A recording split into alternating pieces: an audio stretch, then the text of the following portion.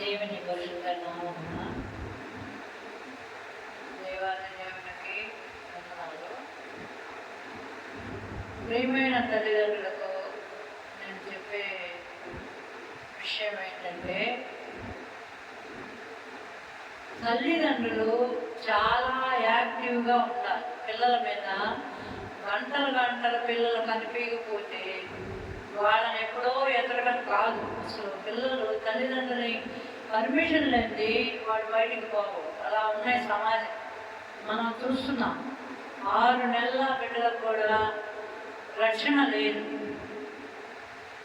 ఆడబిడ్డలేమో పాటు చేసేసి చంపేస్తున్నారు. మగ బిడ్డలకేమో ఎరాయిన్లు కొకైన్లు అమ్ముతున్నారు. ఎటుపోతుంది మన సమాజం? కాబట్టి ప్రియమైనటువంటి దేవుని సమాజమా, ఈ క్రైస్తవ తల్లిదండ్రులే తప్పనిసరిగా బిడ్డల్ని జాగ్రత్తగా పెంచి ఇతరులకు మాదిరికరంగా ఉంచాలి. పిల్లలకి విపరీతమైన స్వేచ్ఛ స్వాతంత్రాలు ఎక్కువ. ఈనాడు మధ్యకాలంలో జరిగినటువంటి విషయాలు పరిశీలిస్తే అంతంత టైము ఆడపిల్లలు బయటికి పోయి రాలేదు అని అంటే ఎందుకు వాళ్ళు గమనంటున్నారు? స్కూల్కి పోయిన విద్యార్థినైనా స్కూల్లో ఉందా లేదా అని తల్లిదండ్రులు అన్నదమ్ముడు గమనించుకోవాలి. అంతా జరిగిపోయిన తర్వాత బాధపడటం కంటే బిడ్డల్ని చాలా జాగ్రత్తగా చూసుకుంటేనే ఈ రోజుల్లో మీరు బిడ్డల్ని దక్కించుకోగలరు.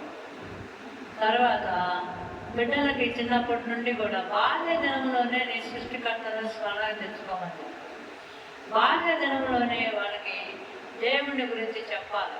దేవుడి కాపుదలలో ఉంచాలి. వాళ్ళని ఉదయము మధ్యాహ్నము సాయంత్రం వాళ్ళని ప్రార్థనలో పెంచాలి. అప్పుడే వాళ్ళు దేవుడికి దగ్గర అవుతారు. లేకపోతే వాళ్ళు సినిమాలు సీరియళ్ళు చూసుకొని సాతాను వలలో పడతారు. సాతాను మనం ఎప్పుడు కూడా పిల్లలకి ప్రార్థన అనే కంచె వేసి ఉండాలి. యోబు గాని తన బిడ్డలకి ప్రార్థన అనే కంచె వేసేవాడు, బలిపీఠాలు కట్టేవాడు, పనులు అర్పించేవాడు. ఆ విధంగా కుటుంబానికి స్త్రీయే, ఆమె జ్ఞానవంతురాలు, తన ఇల్లు కట్టునని ఆమె తెల్లవారుజాము లేచి భర్త కొరకు, బిడ్డల కొరకు, తనకున్న ఆస్తిపాస్తుల కొరకు దేవుడి సన్నిధిలో మొరపెట్టాలి. వాటన్నిటికీ కంచె కాపుదల వేసుకోవాలి. కాబట్టి చాలా భయంకరమైన రోజుల్లో మనం నివసిస్తున్నాం. ప్రియమైన దేవుని బిడ్డలారా, తల్లిదండ్రులు మా ఉద్యోగాలని ఎవరి పాటి వాళ్ళ అమ్మలు వస్తుందని నాన్న చూస్తాను అమ్మ ఎవరి పాటి వాళ్ళు ఉండవద్దు. బిడ్డల మీద ఇద్దరు లగ్నం చేసి దృష్టి పెట్టి ఉంచాలి. కాబట్టి నేను చెప్పేది ఏంటంటే, దేవుడు ఏం చెప్పాడంటే, బాల్య దినముల ఎందే బాలుడు నడవలసిన త్రోవను వాడికి నేర్పుము, వృద్ధుడైనను వాడు దాని నుండి తొలగిపోవడం చెప్తున్నాడు.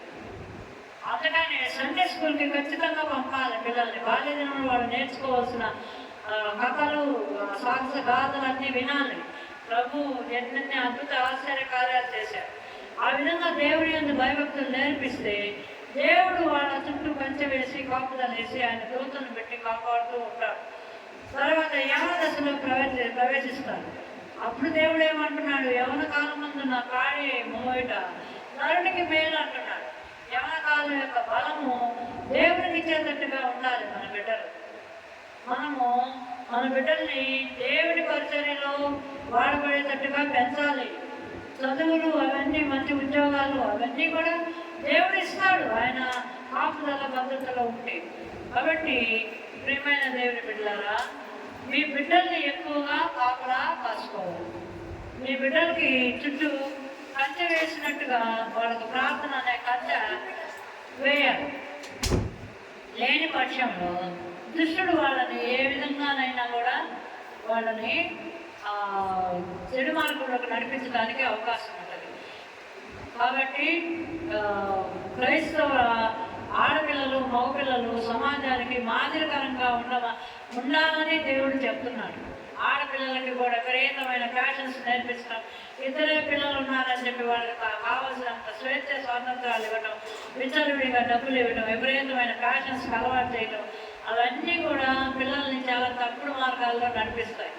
వాళ్ళని క్రమశిక్షణలో కట్టుదిట్టంగా పెంచండి, అది దేవుడు ఆశీర్వదించే మార్గం. కానీ వాళ్ళు ఇష్టానుసారమైన మార్గాలకు అప్పగించారంటే దానికి బాధ్యత తల్లిదండ్రులే అవుతారు. ఇప్పుడు ఇంట్లో తల్లిదండ్రులు శిక్షించడానికి లేకుండా పోతుంది, గారాభంగా సాగుతున్నారు. వాళ్ళని క్రమశిక్షణగా సాగాలి. తర్వాత స్కూల్లో టీచర్స్ కూడా ఏమనడానికి లేకుండా పోయింది, ఒక దెబ్బ కొట్టడానికి లేకుండా పోయింది. కాబట్టి ఎవరు శిక్షించాలి, ఎవరు క్రమశిక్షణలో పెట్టాలి? కాబట్టి ఫస్ట్ తల్లిదండ్రులే ఎక్కువ బాధ్యతగా ఉంది, తర్వాత టీచర్స్. తల్లిదండ్రుల దగ్గర రాని క్రమశిక్షణ మొదటి టీచరు తల్లే. మేము మా బిడ్డలు అలాగా క్రమశిక్షణలో పెంచుకున్నాం కాబట్టి వాళ్ళు ఇప్పటి వరకు కూడా క్రమంగా ఉన్నారు. కాబట్టి 40 ఏళ్ళు వచ్చినా 50 ఏళ్ళు వచ్చినా వాళ్ళ దారి పెరిగిపోరు. కాబట్టి బిడ్డల్ని మీరు ప్రేమిస్తున్నారంటే వాళ్ళని శిక్షించాలి. అది వాడికి బాగా పిల్లలకి కూడా బలమైన గాయాలు తగిలేటట్టుగా కొట్టకూడదు. 4-5 దెబ్బలు కొట్టి ఇదిగో ఈ తప్పు చేస్తే ఈ దెబ్బ కొట్టాను అని వారికి చెప్పాలి, ఎందుకు ఆ శిక్ష పడిందో. కాబట్టి తల్లిదండ్రులు ఎక్కువ శ్రద్ధ వహించాలి. ఆడపిల్లల విషయంలో మరి ముఖ్యంగా ఆడపిల్లల్ని చాలా పాటు చేస్తున్నారు. 6 నెలల పిల్లలకి 2 నెలల పిల్లలకు రక్షణ లేకుండా పోతుంది. కాబట్టి ఆడపిల్లలను కూడా చాలా జాగ్రత్తగా తల్లిదండ్రులు లేడవని వెంటాడి ఉంటే కానీ సమాజము క్షేమకరంగా ఉండదని అనిపిస్తుంది. కాబట్టి దేవుని పేరుతో మిమ్మల్ని మీకు ఈ సలహా ఇస్తున్నాను కాబట్టి అందరూ పాటించండి.